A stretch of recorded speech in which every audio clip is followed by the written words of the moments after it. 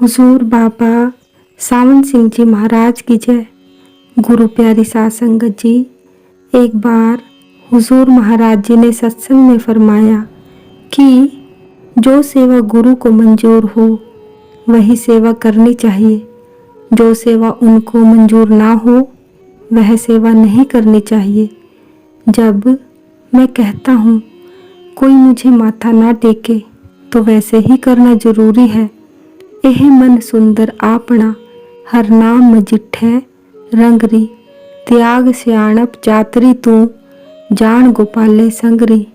मजीठ का रंग पक्का होता है, कपड़ा फट जाए मगर रंग नहीं उतरता। इसी तरह नाम का रंग पक्का है। दुनिया के सब रंग कच्चे और फीके हैं। धन दौलत, हुकूमत, जवानी, सौंदर्य, खानदान, बेटे बेटियां, स्त्री, दुनिया के रिश्तेदार, हाट हवेली, ये सब ऐसे नशे हैं जो एक ना एक दिन जरूर उतरते हैं। मगर नाम का स्वाद जिसको आ गया वह नहीं छूटता। नाम से तात्पर्य उस शब्द या ध्वनि से है जो हर वक्त आदमी के अंतर में हो रही है और जिसने सब दुनिया बनाई है। फिर बताया कि लोग मुझको अपने रास्ते पर चलाना चाहते हैं, मगर मैं दिल में हंसता हूँ कि ये अपने आप को मुझसे ज़्यादा सियाने और चतुर समझते हैं। संतों के सामने चतुराई छोड़कर सीधा और दीन होकर बरतना चाहिए। 12 मई 1945 को हुजूर ने खुद सत्संग में शाम को फरमाया। हाजिरी ज़्यादा ना थी, राग सोही महला 3 का शब्द लिया गया। नामे ही ते सब किछ होवा, बिन सतगुरु नाम न जापे। गुरु का शब्द महा रस मीठा, बिन चाखे साध न जापे।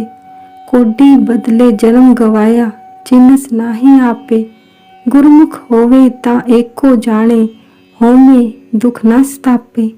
बलिहारी गुरु आपने विंटो, जिन साचे स्यों लिवलाई। शब्द चीन आत्म प्रगासिया, सहजे रहया समाई। गुरमुख गावे गुरमुख बुझे, गुरमुख शब्द विचारे। जियो पिंड सब गुरु ते उपजै, गुरमुख कारज सवारे। मतलब यह है कि सब दुनिया नाम यानी इसमें आजम ने बनाई है और नाम बिना गुरु के नहीं मिलता। यह नाम या शब्द या आकाशवाणी ऐसी रसीली है कि जिन्होंने इसका स्वाद चखा वे ही जानते हैं। दुनियादार लोग अपना जीवन मुफ्त सांसारिक धंधों और मोह में नष्ट कर देते हैं, जबकि चाहिए यह था कि उस नाम की खोज करते और उसको पाते जो कि वाहदू उल ला शरीक अद्वितीय है। शब्द को पकड़कर रूह का पता लगा। जब रूह पर से तीनों पर्दे स्थूल सूक्ष्म कारण शरीरों के उतर गए, मालूम होता है कि हुजूर स्वामी जी के वक्त में भी सत्संगियों और सत्संगनों में झगड़े हो जाया करते थे। इसलिए उनको यह शब्द कहना पड़ा। कहाँ लग कहूँ कुटिलता मन की, कान न माने गुरु के वचन की। इस शब्द से यह पता चलता है कि उस वक्त भी उनके सेवकों में स्वामी जी महाराज की सेवा पर झगड़े हो जाया करते थे। कोई सेवक कहता था कि यह सेवा मेरी है, तुमने क्यों ली। स्वामी जी की इच्छा थी कि सब आपस में प्रेम प्यार से गुजारा करें। आखिरकार यह कहा, अब अहंकार करो क्या किससे, मौत धार दम दम से बरसे। जब इस दुनिया में रहना ही नहीं तो अहंकार किस चीज़ का किया जाए। इंसान के अवगुणों को दूर करने के लिए सिवाय सत्संग के और कोई उपाय नहीं है। तीर्थ व्रत पूजा दान यज्ञ तप से मन में अहंकार पैदा हो जाता है। सत्संग में अपने अवगुणों का पता लगता है। इसलिए सत्संग से बढ़कर कलयुग में और कोई तीर्थ नहीं।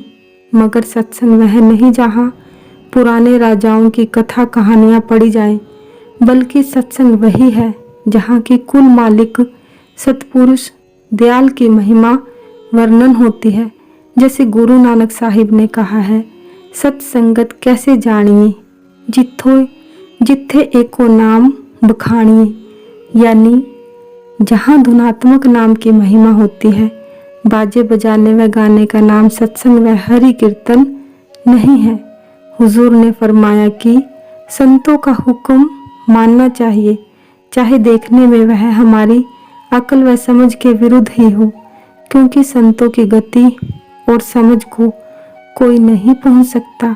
जैसे तुलसीदास जी ने कहा है, जो कोई कहे संतों को चिन्हा, तुलसी हाथ कान पर दिन्हा।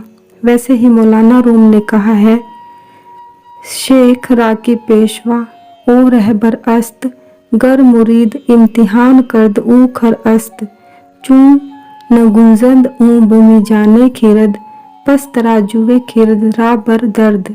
अर्थात यदि मुरीद शिष्य शेख गुरु का इम्तिहान ले तो शिष्य मूर्ख है, क्योंकि गुरु को अकल बुद्धि के तराजू पर नहीं तोला जा सकता।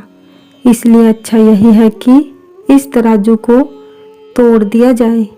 ख्वाजा हाफिज ने भी फरमाया है, बमे सजादा रंगी कुन गरत, पीरे मूंगा गोयद की सालिक बेखबर, ना बूंद जे राहु रस्मे मंजिल हा।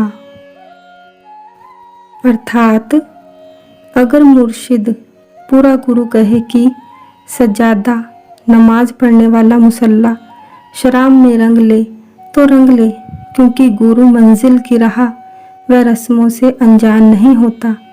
14 मई 1945 को